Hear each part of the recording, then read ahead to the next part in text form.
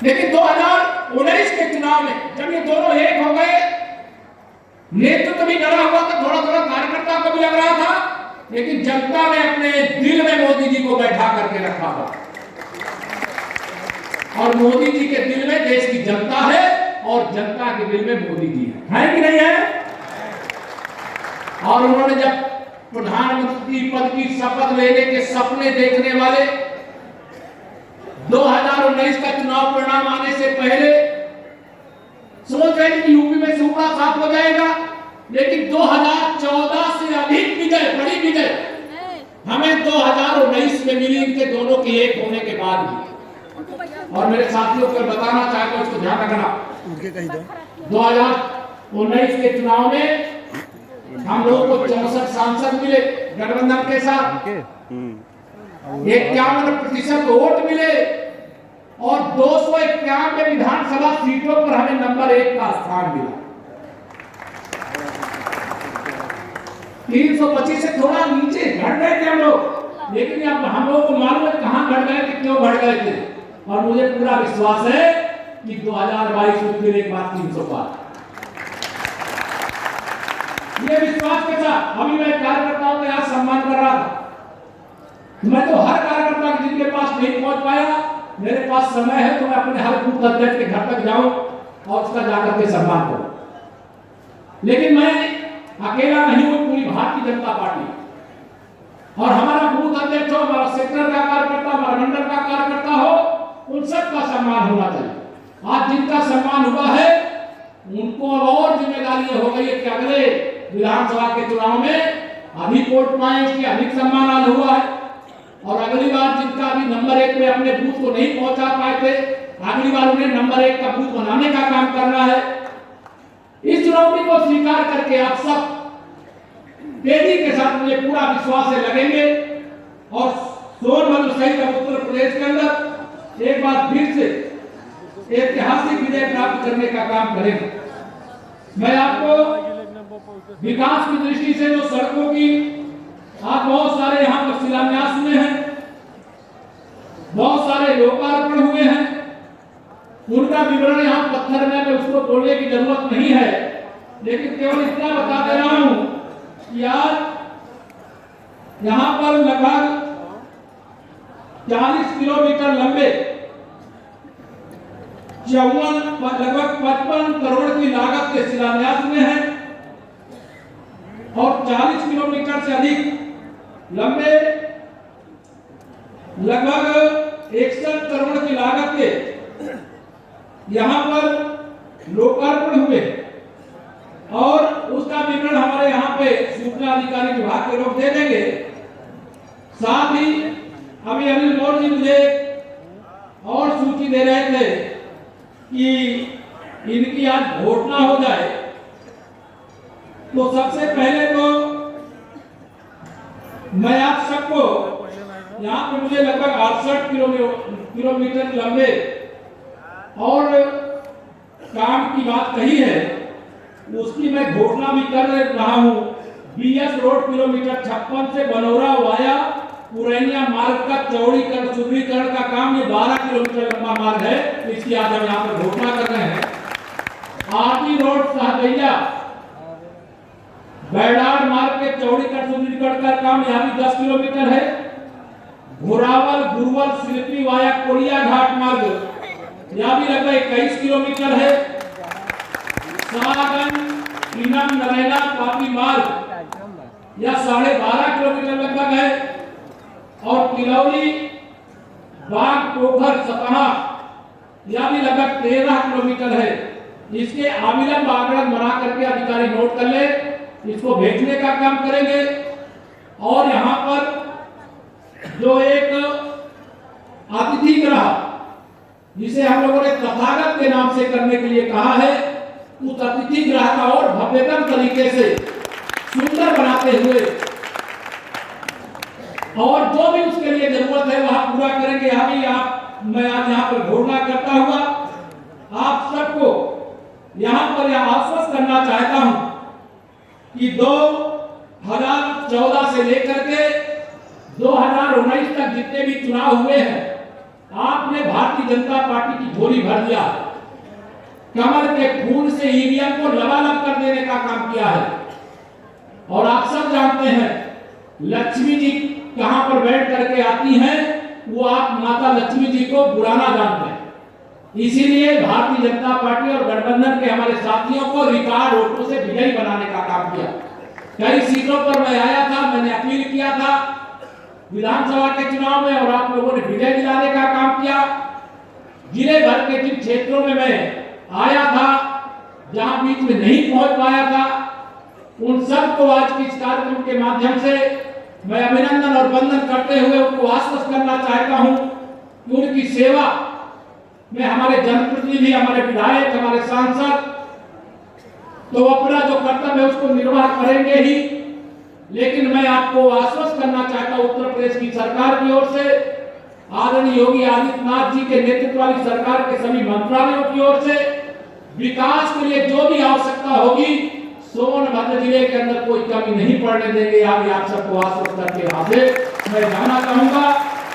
एक क्योंकि जैसा यहाँ सोनभद्र जिला है, यहाँ तो जहाँ प्राकृतिक संपदाओं का भंडार है, जहाँ यहाँ स्वर्ण भंडार है, यूरेनियम है, जहाँ यहाँ पर बालू का इतना बड़ा कारोबार भी होता है, लेकिन कहीं कहीं माफिया भी घुस जाते हैं, उनको भी ठीक करेंगे, चिंता मत करिएगा।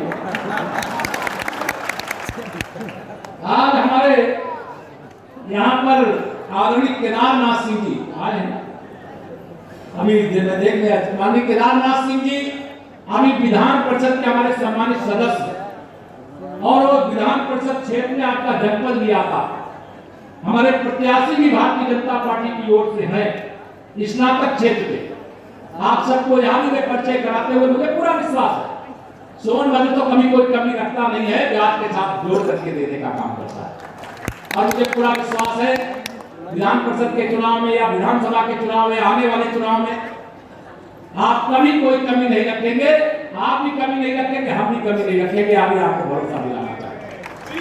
देश के अंदर इस समय एक बहुत बड़ी साजिश चल रही है, सीएए, इसको तो आप लोग नाम जान रहे हैं, जैसे सीएए अंग्रेजी शब्द है, लेकिन नागरिकता संशोधन अधिनियम 2019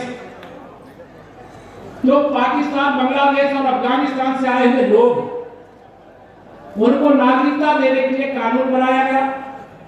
वैसे देश की विरोधी पार्टियों के पास कोई मुद्दा नहीं, उसी को मुद्दा बना करके मोदी जी के विरोध में कुछ मिल नहीं रहा है, उसी को मुद्दा बना लिया।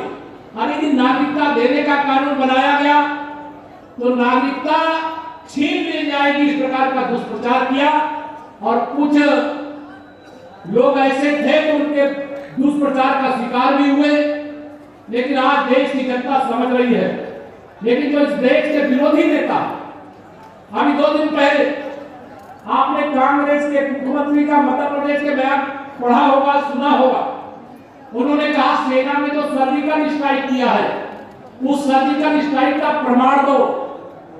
मिस्टर कमलनाथ जी, मैं आज आपको सोनभद्र की धरती से कहना चाहता हूं, ये प्रमाण मान करके आपने भारत की सेना के शौर्य का अनादर करने का काम किया, इसके लिए आपको क्षमा मांगनी चाहिए।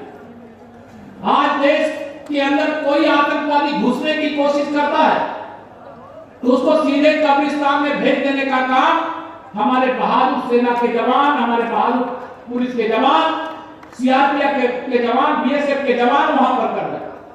हमारे ऊपर अगर कोई आतंकवादी हमला होगा तो ईंट का जवाब पत्थर से देने वाला भारत 56 इंच के सीने वाले माननीय नरेंद्र मोदी जी के नेतृत्व वाली सरकार में बन करके तैयार खड़ा है।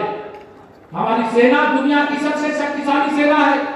हमारा प्रधानमंत्री दुनिया का सबसे बड़ी हस्ती और शक्ति और सबसे शक्तिशाली नेता भी है। और जब देश का प्रधानमंत्री दुनिया का सबसे शक्तिशाली है, देश की सेना सबसे शक्तिशाली, तो पाकिस्तान जैसे जो भोजन के लिए भीख मांगता फिर रहा है, वह भारत पर आतंकवादी हमला करे और उसको हम सह लें क्या? वो नहीं सह सकते, उसका जवाब देने का काम हुआ। अभी एक नेता ने वारिस पठान नाम का, उसने सीधे खुले धमकी देने का काम किया। ऐसे देश विरोधी तत्वों से सजग और सावधान रहिएगा मेरे भाइयों बहनों, क्योंकि इनके पास कोई मुद्दा नहीं है।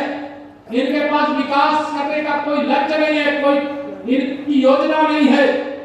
मोदी जी के विजन को या नहीं समझ सकते हैं। मोदी जी गरीबी मिटाने के लिए, मोदी जी विकास करने के लिए, मोदी जी देश को विश्व में सबसे शक्तिशाली बनाने के लिए लगातार काम कर रहे हैं। अभी आप देख रहे हैं अमेरिका के राष्ट्रपति आ रहे हैं। अभी कभी आपको याद होगा कि नहीं, 2014 से पहले हमारे प्रधानमंत्री जी को अमेरिका जाने का वीजा नहीं मिलता था, याद है आप लोगों को? भूल गए। लेकिन आज आपको इस बात पे गर्व होना चाहिए कि हमारे देश के प्रधानमंत्री अगर अमेरिका भी जाते हैं तो वहां मोदी मोदी के नारे।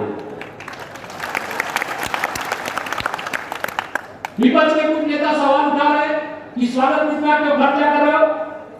अरे भारत की संस्कृति अतिथि देवो भव, आप उसको नहीं समझ सकते। आप इमरान खान की प्रशंसा कर सकते हो, पाकिस्तान के सेनाध्यक्ष को गले लगा सकते हो, भारत की सेना से प्रमाण मांग सकते हो, सीए के विरोध में देश के लोगों को भड़का सकते हो, लेकिन भारत की जो संस्कृति है उसको आप समझ नहीं सकते हो। इसलिए मैं आप सभी यहाँ पर उपस्थित मेरे गरीब, किसान, मजदूर, पिछड़े, दलित, आदिवासी भाइयों बहनों, बूथ से लेकर के प्रदेश तक के जिस स्तर के कार्यकर्ता साथियों, आप सब पूरी दमदारी के साथ, पूरी हिम्मत के साथ 2014 से जो आपने करवट ली है उस करवट को लेकर के रखिएगा, आगे बढ़िए और विश्वास रखिएगा। सोनभद्र में तो मैं देश में, प्रदेश में नारा देता रहता हूं कि 100 में 60 हमारा है, बाकी में बंटवारा है। लेकिन सोनभद्र में तो 60% से ज्यादा वोट लगातार आप हमें देने का काम कर रहे हैं। इसलिए इस लक्ष्य को लेकर के हर बूथ का लक्ष्य ही होना चाहिए।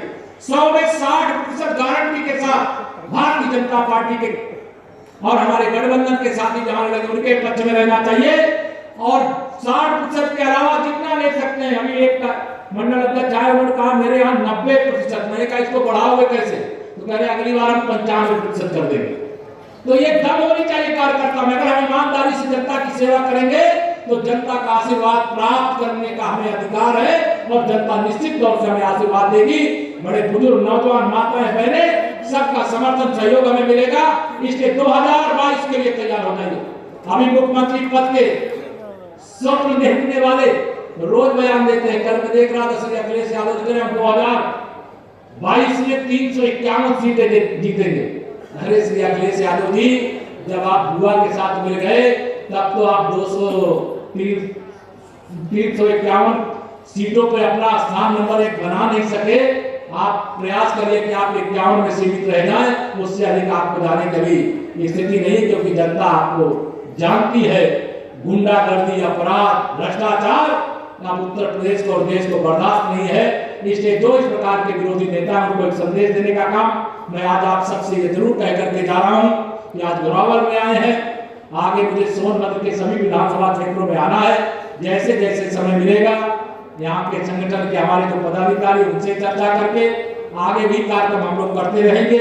आज के कार्यक्रम में आप विपरीत मौसम इतनी भारी संख्या में आकर के यह बता दिया है कि आप माननीय नरेंद्र मोदी जी के स्वप्नों के भारत को बनाने के लिए उनके साथ खड़े हैं। ये विश्वास के साथ मैं देता हूं अपनी वाणी को विराम। बोलिए जय श्री राम, जय श्री राम, जय श्री राम, जय श्री राम। बहुत बहुत धन्यवाद। बार बार बधाई, अभिनंदन माननीय मुख्यमंत्री जी। अब मैं आग्रह करूंगा माननीय जिलाध्यक्ष जी से आप आवें और अपने अध्यक्षीय भाषण के साथ सभा के समापन की घोषणा करें। कार्यकर्ता दोनों बड़े शांतिपूर्वक हम यहाँ से निकलेंगे मंच के सड़क के उस पार।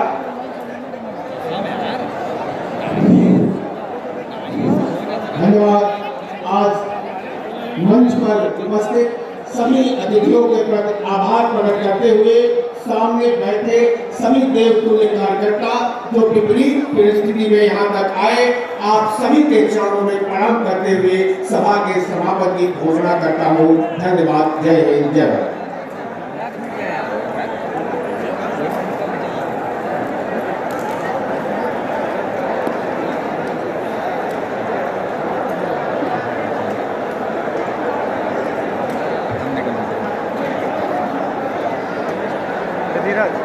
साथे रहा हाँ यार उधर चला हेलीपैड पे।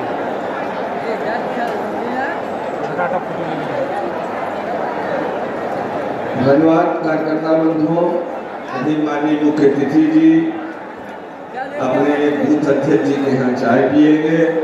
जिन कार्यकर्ताओं को मुख्य अतिथि के जाते वक्त हेलीपैड पर रहना है